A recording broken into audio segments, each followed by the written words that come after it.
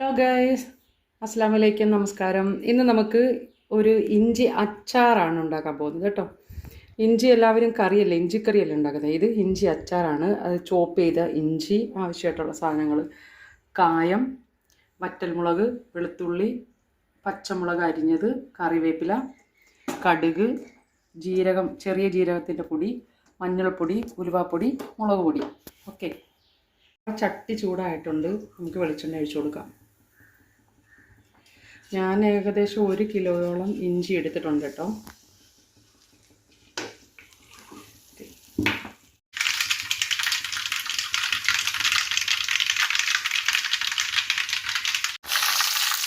മുളകിട്ട് കൊടുത്ത് ഇനി ഞാൻ കായം കുറച്ച് കട്ടക്കായമാണ് എടുത്തിട്ട്. ഞാൻ കായം കട്ടയാണ് എടുത്തത് കൂടുതലും.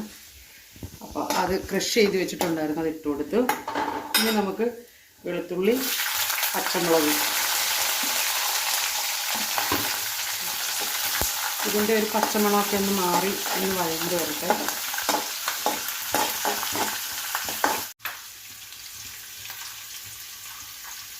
നമ്മുടെ വെളുത്തുള്ളിയും പച്ചമുളകൊക്കെ ഒന്ന് വഴന്ന് വന്നിട്ടുണ്ട്. ഇനി നമുക്ക് മഞ്ഞൾപ്പൊടി,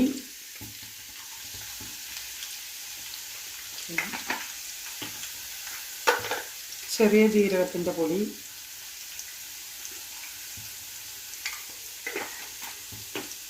ഉലുവാപ്പൊടി,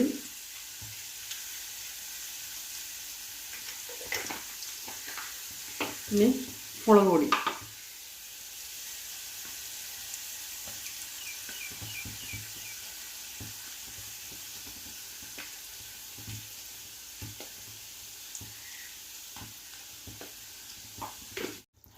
നമ്മുടെ മുളക് പൊടിയൊക്കെ ഒന്ന് മൂത്ത് വന്നിട്ടുണ്ട്. അപ്പോൾ ഞാൻ 2 കാര്യം മറന്നുപോയി. വിനാഗിരി, നമുക്ക് കുറച്ച് വിനാഗിരി ഒഴിച്ചു കൊടുക്കാം.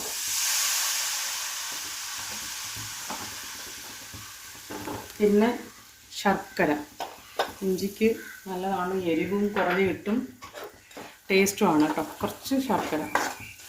ഇത് നമ്മളെ മറയൂർ ശർക്കരയാണ് കേട്ടോ. ഇടയ്ക്ക് നമ്മൾ മറയൂരൊക്കെ ഒരു ട്രിപ്പ് പോയി ഫാമിലി, അപ്പോൾ അവിടെ നിന്ന് വാങ്ങിയതാണ്. ശർക്കര അങ്ങനെ ഇട്ട് കൊടുത്താൽ മതി, അതിന് അരിഞ്ഞോളൂ. ഓക്കെ, നമുക്ക് അതൊന്ന് കുറുകി വന്നിട്ടുണ്ട്. നമുക്ക് ഇഞ്ചി ഇട്ട് കൊടുക്കാം.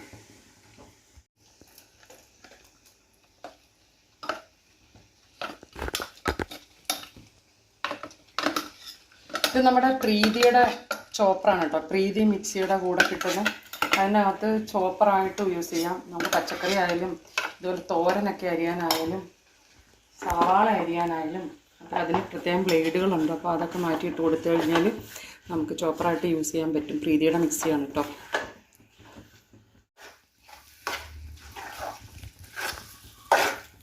നമുക്ക് നന്നായിട്ട് മിക്സ് ചെയ്ത് കൊടുക്കാം. ഇനി നമ്മളെ മെയിൻ ഇൻഗ്രീഡിയൻറ്റ് ഉപ്പ്.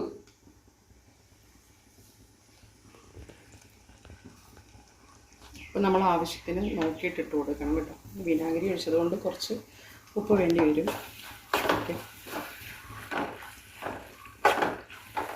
ഇഞ്ചി അച്ചാറായത് കാരണം ഒരുപാട് വെള്ളമൊന്നും വേണ്ട. വെള്ളം ഞാൻ ചേർത്തിട്ടില്ല. വെള്ളം ആവശ്യം ചാറ് കൂടുതൽ വേണമെന്നുള്ളൊരു വെള്ളം തിളപ്പിച്ചിട്ട് അത് ചേർത്ത് കൊടുത്താൽ മതി കേട്ടോ.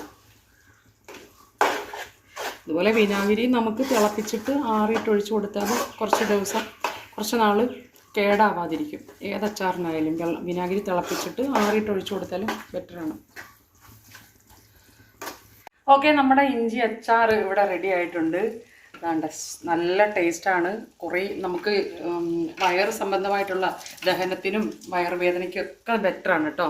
അങ്ങനെയൊക്കെയുള്ള അസുഖക്കാർക്ക് ഒരിത്തിരി ഇഞ്ചി അച്ചാറും കൂട്ടിയൊക്കെ ചോറ് കഴിക്കുമ്പോഴായാലും വെറുതെ ഒരിത്തിരി എടുത്ത് നമ്മൾക്ക് ടേസ്റ്റ് ചെയ്യുന്നത് പോലെ കഴിക്കാനും. കൂടുതലൊന്നും അങ്ങനെ കോരി കഴിക്കരുത്. കുറച്ചൊക്കെ എടുത്ത് നമ്മൾ വയറുവേദനയൊക്കെ വരുമ്പോൾ ഒക്കെ കഴിച്ചാൽ വയറുവേദനയൊക്കെ മാറും കേട്ടോ. ദഹനത്തിൻ്റെ പ്രശ്നങ്ങളൊക്കെ മാറും. ഇഞ്ചി ദഹനത്തിന് ഏറ്റവും ബെറ്ററാണ് കേട്ടോ. ഓക്കെ, ഇത് തണുത്ത് കഴിയുമ്പോൾ നമുക്കൊരു കുപ്പിയിലാക്കി അടച്ച് പുറത്തും സൂക്ഷിക്കാം. കുറച്ച് ദിവസം ഇരിക്കും. നമ്മൾ ഇഞ്ചി ഫ്രൈ ചെയ്യുന്നില്ലല്ലോ, അതുകൊണ്ട് ഒരുപാട് ദിവസം പുറത്തിരിക്കത്തില്ല. പിന്നെ ഫ്രിഡ്ജിൽ സൂക്ഷിക്കാം. ഓക്കെ, എത്ര നാൾ വേണമെങ്കിലും. ഓക്കെ, നിങ്ങളും ട്രൈ ചെയ്ത് നോക്കണേ. ബൈ. പിന്നെ ഒരു പ്രധാനപ്പെട്ട കാര്യം, എല്ലാവരും ലൈക്ക് ചെയ്യുക, സബ്സ്ക്രൈബ് ചെയ്യുക, നിങ്ങൾ പരീക്ഷിക്കുക, നിങ്ങളുടെ ഫാമിലിക്കും ഷെയർ ചെയ്ത് കൊടുക്കുക. Okay, thank